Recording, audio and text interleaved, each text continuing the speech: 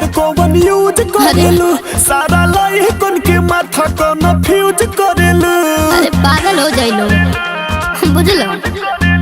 अपना गलिया में पाउडर कौन यूज करेलू सारा लइकन के माथा कौन फ्यूज करेलू।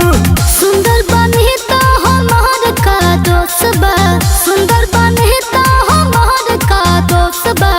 आधा पटावे आधा देख के बेहोश बा बुझलो। हाँ आधा पटावे आधा देख के बेहोश बा।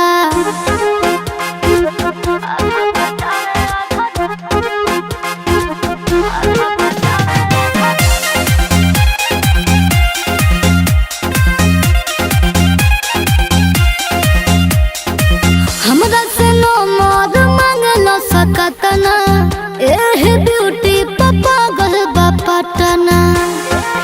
तू बच के रहियो एह हमरा से नो मोर मांगलो सकतना एह ब्यूटी पापा गल बापटना। हिट भइलू ये गोरी जब से रील पर राजी करेलू सबका हो दिल पर। देख जमाने सभे भय मद होसबा, देख जमाने सभे भय मद होसबा।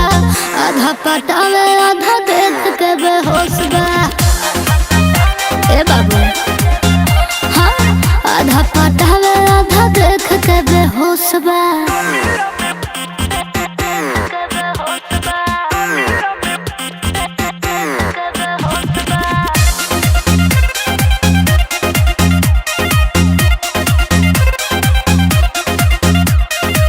विद्या पे दर्दी का है बड़ा पागल है देख के हमके मरल ये सटाए। अनु एहो मिकी निहाल का है बड़ा पागल है देख के हमके मरल ये सटाए। और पोज करतानी लेला फूल के हम होई दीवाना स्कूल के।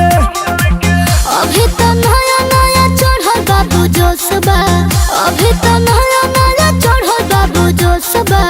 आधा पटावे